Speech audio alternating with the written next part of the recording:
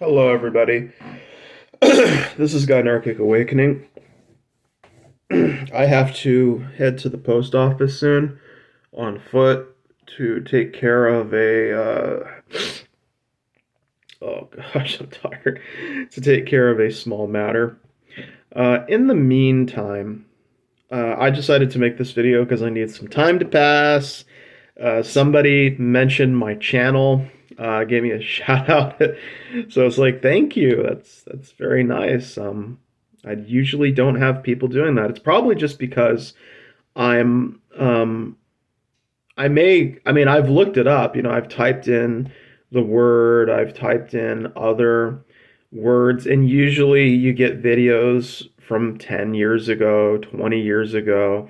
Uh, you don't really have the same kind of focused content with most content creators, where they just keep talking about subjects related to the primary one, which is gynarchy or gynocentric societies and so on. So I guess it's like I got people come back. I'm like, damn you! How can I resist the siren call? All right, but unfortunately, it won't be anything that you probably haven't already heard because I posted it in that group. Because I'm interacting with that group again because I got lonely and I worked through some of my issues, which is why one of those videos was taken down because it's a stupid update video. It really has nothing to do with the content specifically. So now let's get back into it. The primary topic of the video. So I apologize if you wanted to just hear about the content. If you need to, just tell other people to skip to 2 minutes and like 10 seconds. How do you meet gynocentric people offline? The impetus for the question came from reading the posts on X from climate scientists and other individuals who are knowledgeable about climate science and also seeing disasters like in Valencia. Uh, I mean, I heard that the citizens were throwing mud at government officials.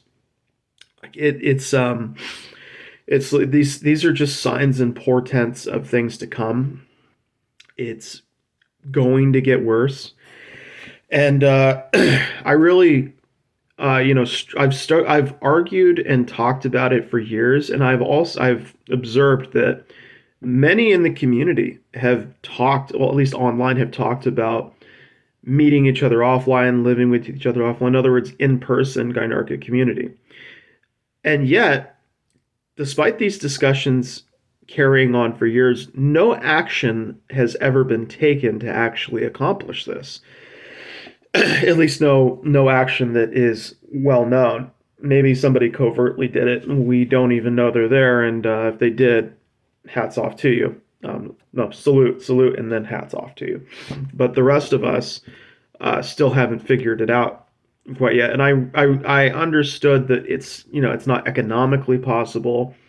It's quite possibly near impossible also to get people who have different ideologies, different ideas, different backgrounds to come together despite their differences, even in these circumstances. So when you take all that into account, how do you still move forward with a gynocentric community? And this is kind of the sort of a different strategy, a different way of addressing the problem, which is you being alone in a place and not having gynocentric people around. Um, I definitely have trouble with this because I kind of did it backwards. Like I met the people online first, and now I'm kind of in the process of thinking about where it is to go to meet them offline.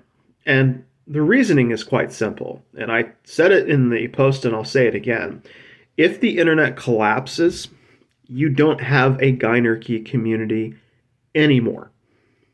You will be geographically isolated, and therefore it falls upon you to have a sort of gynocentric community in place, or at the very least, it falls upon you to form those gynocentric connections. So that when something bad does occur, you can say, okay, I got this, and this person lined up. They seem really cool. We've been friends for years. We've worked together. And you try to make that what you need in your life. And I think this might actually do gynercists a lot more good doing searching offline than online, because online can present any number of difficulties. You can find that you're incompatible with another gynercist. Like you have certain ideas or beliefs that are just so incongruent with each other that there's no way you're going to jive. Uh, it could be that you're meeting somebody who is saying that they're something that they're not, because they want to infiltrate your community, or they are targeting you, in other words, a predator. And there are certain advantages to searching for gynocentric people offline that you simply do not retain when you are going after them online for whatever reason. Mostly, I would assume it's the innocent ones, just forming connections, bonds, and so on and so forth. So, where do you find them? Where exactly do you go? How do you go about doing it? Unlike the other post, I'm actually going to answer these questions myself, and I'll be kind of referencing something I used to do, which I don't know if I'll ever get around to finishing it, but it's called the Gynerky Challenge. Now, the reason why I ask the question as to what the word means is because if you know the lexicon, you're educated about the concepts associated with the lexicon. So that's why I was randomly asking the question, in part because I wanted to see which individuals in my community would be leaning more towards gynocentrism. What I can tell you is when somebody is not gynocentric, they have a tendency to say certain things that will give it away. So the first thing you will notice is if you pay attention to anything people say, if there's certain cliches or catchphrases or statements, one of them I've heard is like, oh, they just get their women's studies degrees or whatever. They insult women's studies. If they do that, write them off immediately. Just cross their name off of your list. Don't look back. That's not somebody who is gynocentric. A gynocentric person will know about the past of women, will know about their suffering at the hands of men throughout history. They will understand their struggles. They will know how difficult it was for them to gain their economic independence from men, especially in the 70s and the 80s, I believe. It could have been a decade earlier than that. But that is essentially a big no-no. So another thing to look out for is the way that the man is, especially if you're looking for a gynocentric male, pay attention to the things that he says in relation to women.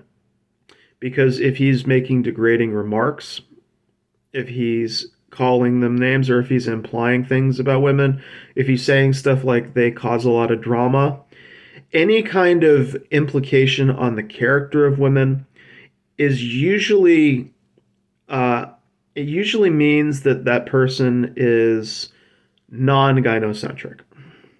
So I'm just kind of giving you like the little bit of like the warning signs. Like somebody's language, the way that they speak, gives it away.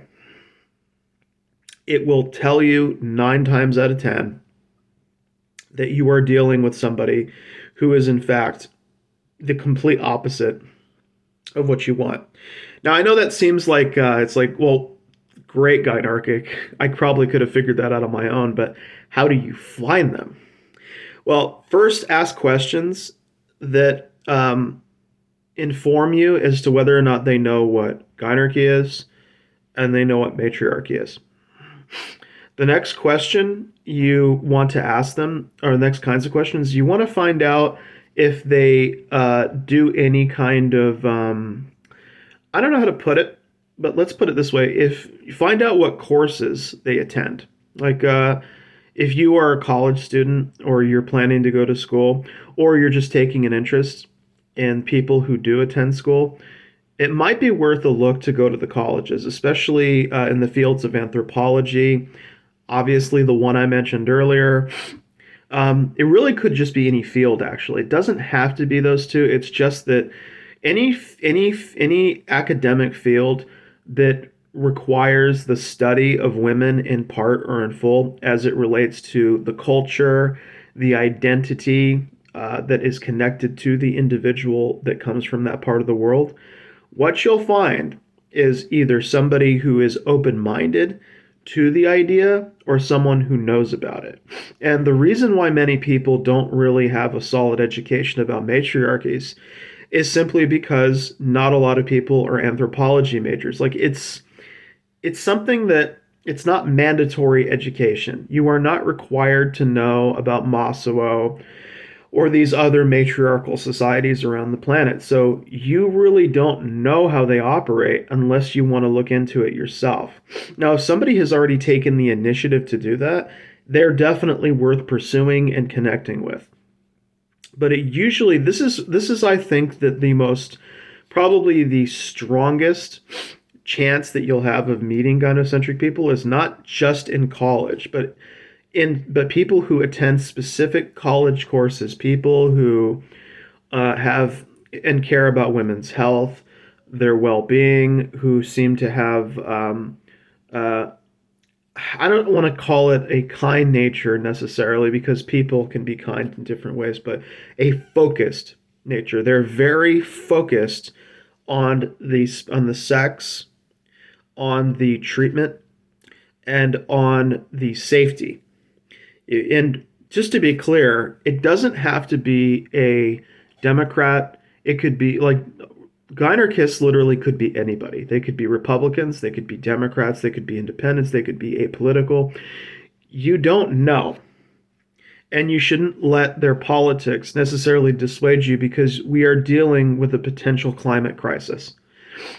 Sometimes you have to if you're going to survive, you have to be a little bit more open-minded, which is the next quality to look for in somebody. Look for somebody that doesn't immediately condemn something. Because if somebody is immediately coming out and arguing with you, fighting you, or condemning either that or what they think that is, just bail. Just bail, find somebody else. But if somebody is open minded to it, if somebody wants to listen to it, that's part of it. Now I know the next one is, I mean, the next one is something that is not with college, but it's going to certain places where you're more likely to meet people. Like, for example, if you want to, like, I've heard stuff about certain groups of people that have spirituality or ideas that are not strictly rooted in patriarchal stuff. So maybe using meetup.com to find some of them, maybe meeting up with other non-religious people. In other words, individuals who do not have strict connections to a patriarchal upbringing. So if there are meetings, if there are places, gatherings, or that will take place in person between individuals who do not have those strong ties or who are breaking from that conditioning, that's also a good place to start. You know, kind of sifting your way through these meetings of these groups and trying to find out, is this worth it? Sometimes it also just helps to listen to other people's conversations. You know, if you can walk around your neighborhood or walk around other neighborhoods and just listen to the things that people are saying. Just listen to conversations and see if anybody is saying something that gives the game away. Because people, whether they want to admit or not, not everybody, like, it's actually a very rare skill to be able to project a completely different, like like an identity that's like 100% different from who you really are. It's not impossible. It's not out of the realm of possibility. It's just difficult. Sooner or later, people's thoughts and ideas, especially if they're good people, they tend to leak out in some way, shape, or form. So be on the lookout for that when you're on your search. I hope that this has been helpful, and I hope you all have a great day.